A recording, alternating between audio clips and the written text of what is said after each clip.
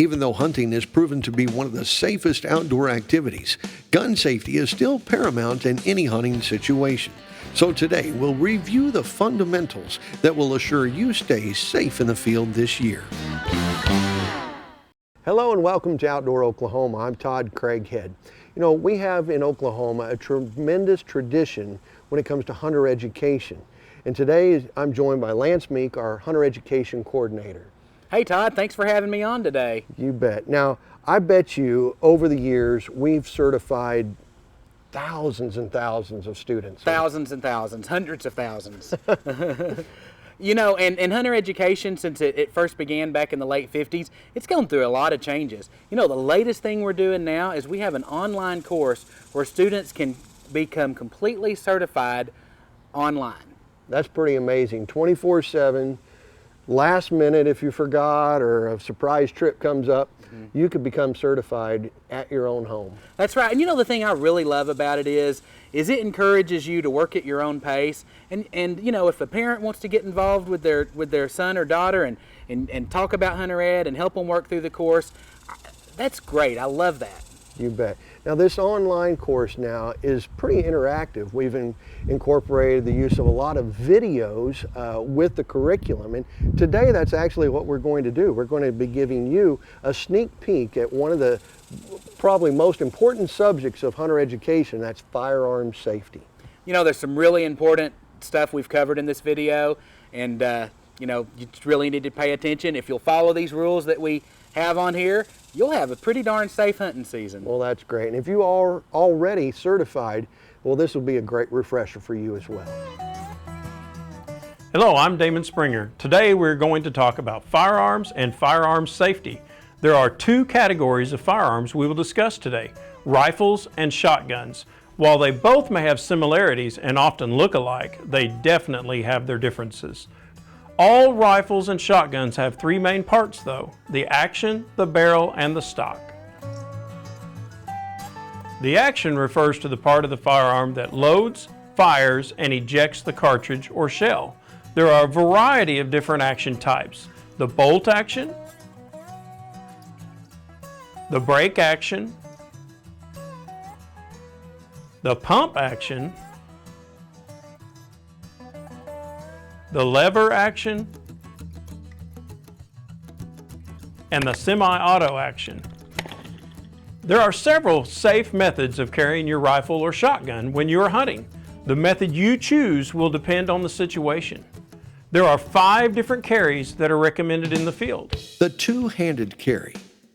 The best carry to use is the two-handed carry. It gives you the most control over your firearm with 2 points of contact and allows the hunter to be ready at all times. With this carry, simply hold the grip in one hand and the gun's forearm in the other. The shoulder carry. Simply rest the forearm on the top of your shoulder by holding the grip. The cradle carry. Cradle the gun's forearm in the bend of one arm. In this example, if another hunter were to enter to his left, then this particular carry would no longer be safe. Notice how the hunter switched to the shoulder carry. That way the muzzle would be pointed in a safe direction. The trail carry. With the trail carry, hold the stock with one hand and make sure the muzzle is pointed at the ground. The elbow carry. Hold the grip of the gun over your elbow and let the stock rest against the back of your upper arm. The muzzle of the gun should be pointing down.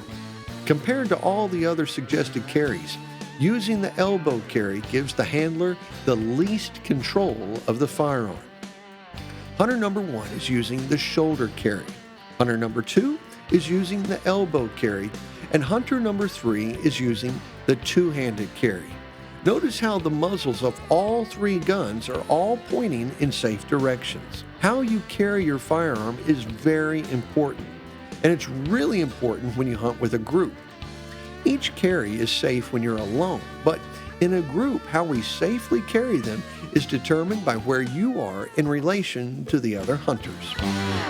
But two-handed carrying is the safest way to control your muzzle, because if you fall down, you can always control that muzzle of that firearm. You need to absolutely make sure that the muzzle is pointed in a safe direction, and that means that if that gun went off at any moment, that nobody would be injured. All hunting situations are different, and most of them could easily change at any given time. A common cause of accidents is when hunters cross fences or other obstacles and forget basic rules of safety. So let's take a look at the proper techniques you must use when crossing a fence. So how do you safely cross a fence? Start by safely unloading your firearm. It's a good idea then to place your hat over the muzzle to protect anything from entering the barrel. Then lay your firearm flat on the ground on the other side of the fence so the muzzle is pointing away from you in a safe direction. Cross the fence safely.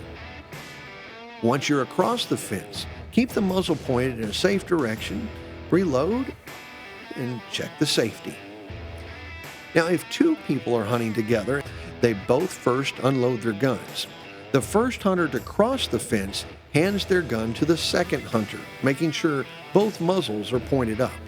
Then, the second hunter hands the gun over to the first hunter, again with the muzzles pointed safely up. Then the second hunter crosses the fence safely, and facing away from each other, they finally reload their guns, check their safeties, and continue on their hunt. Now, let's talk about the safety on your firearm. What is a safety? The safety is the most important part of the gun. Its purpose is to prevent the trigger from moving and thereby preventing the gun from firing. The safety is great to have, but it's a device that can fail, just like anything else. It's mechanical.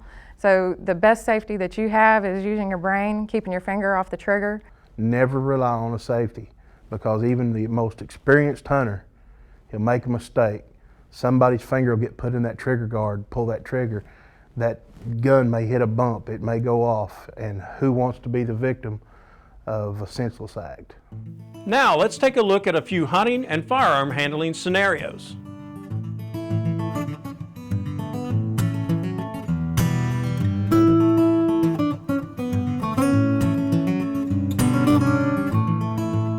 In this scenario, our hunters are heading out on a quail hunt. It's the opening weekend, the weather is perfect, and they're ready to get after some birds.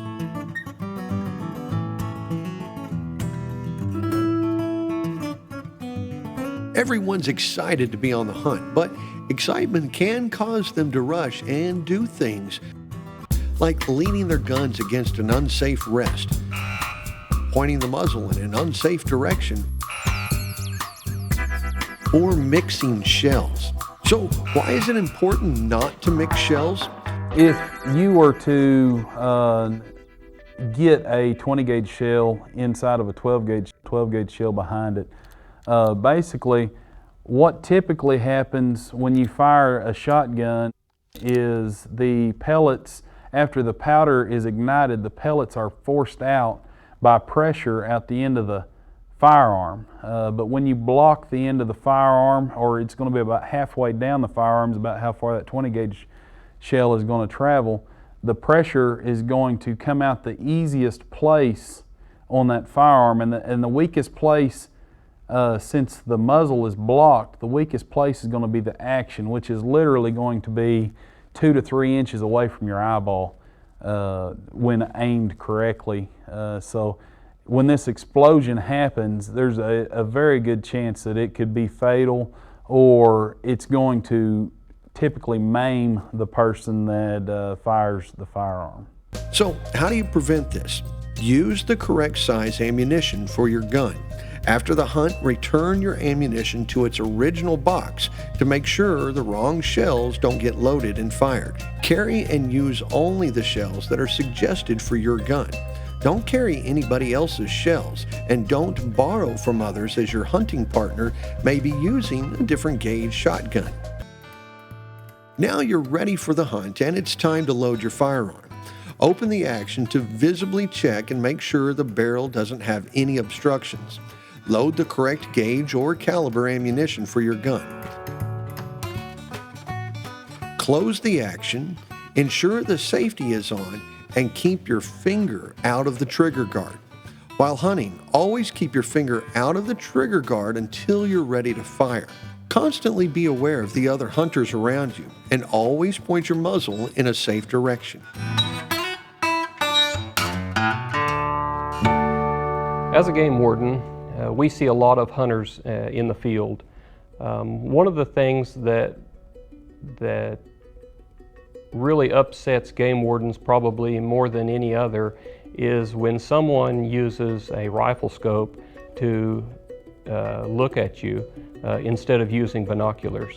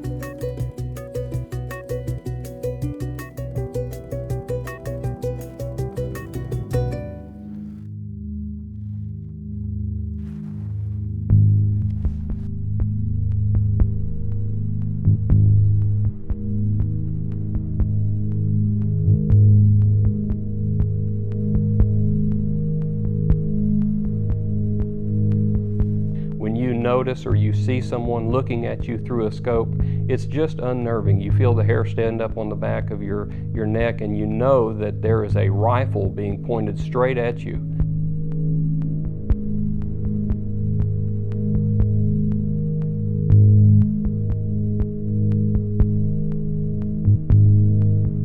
You don't ever want to look at anyone or use a rifle scope in lieu of a pair of binoculars.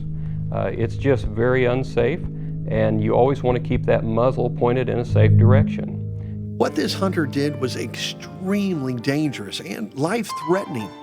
One should never use a rifle scope in place of binoculars. In this scenario, our hunter had been patiently waiting for deer to come into his area. When he noticed movement to his right, he was curious and wanted to get a better look at what was along the fence. As the hunter aimed his gun and looked through the scope, he noticed the neighboring landowner checking his fence across the property line. If the gun had been accidentally fired, that landowner would have been shot and potentially killed. A rifle should only be aimed at an identified target that you plan to shoot. The hunter may not realize the safety issue involved. They're just looking to see who that might be. But it is a dangerous situation to be in. So what should our hunter have done? It is best to have a pair of binoculars with you on your hunt. They give the hunter the advantage of spotting game from a distance and are a safe way to scan the area from afar.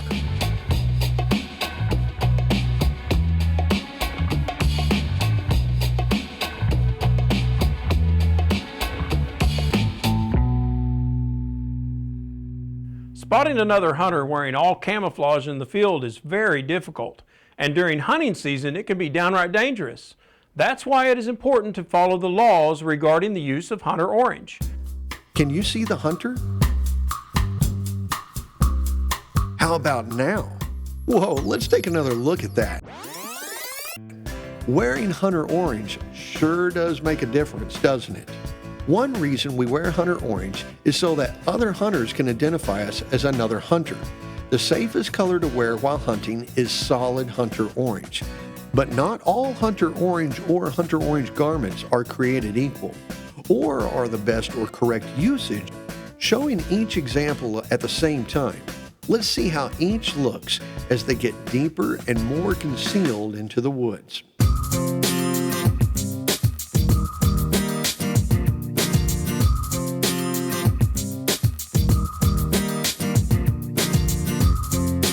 Clearly, a full hunter orange top and hat is the most visible and thus the safest.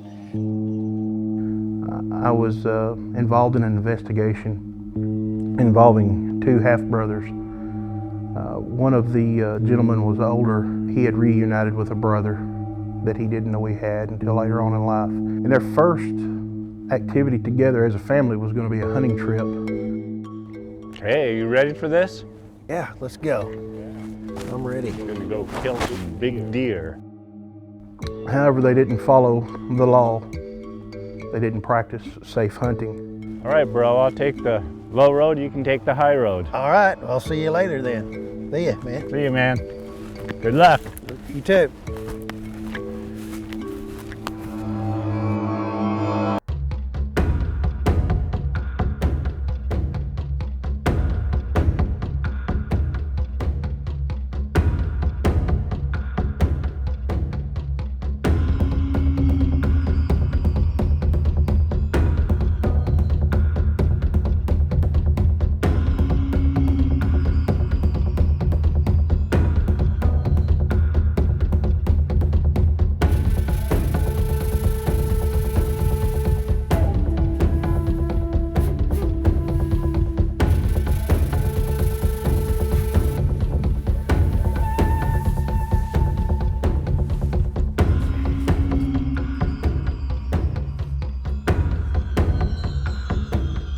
The older brother, it was late in the day, and he saw what he thought was a doe.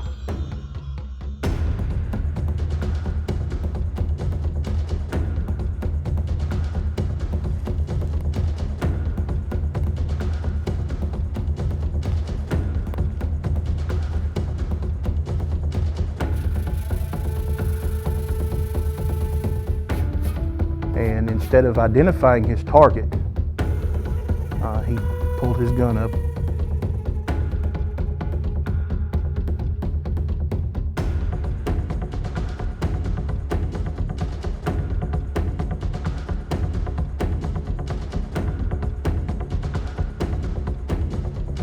Took aim and pulled the trigger.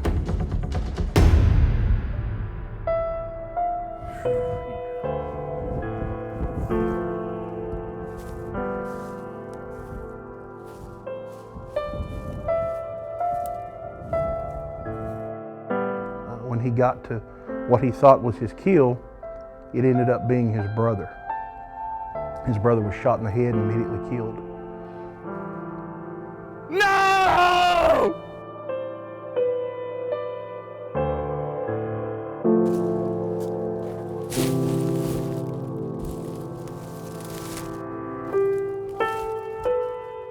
He said, "I thought he was a doe."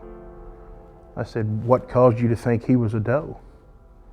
He said, "Well, I seen that white on top of his head." Turns out what the white was on top of his head was a faded out fluorescent orange hat. It was faded. It was obviously an old hat, not even in the range of fluorescent orange.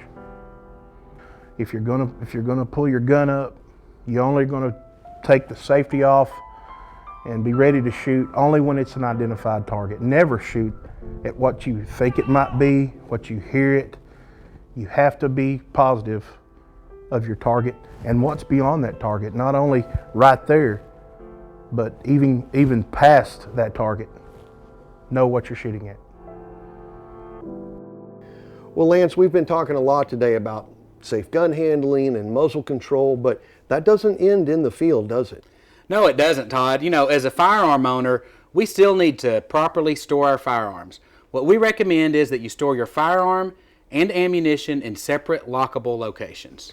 Well, that sounds good and practical, but I don't have another gun safe. I've got my ammo and my guns in here together. Is that acceptable? Yeah, that'll work too. You know, there's a lot of people in that position. Just make sure that you always lock this safe and that only you or another responsible adult has access to it. Well, that's great. You know, I have other friends that don't even have a gun safe. Maybe they live in an upstairs apartment or something. What are their options there? Well, they need to get a gun safe, but until they do, you know, you can use trigger locks and then put those guns in a location that you can secure, such as a closet that you can put a door lock on or something like that.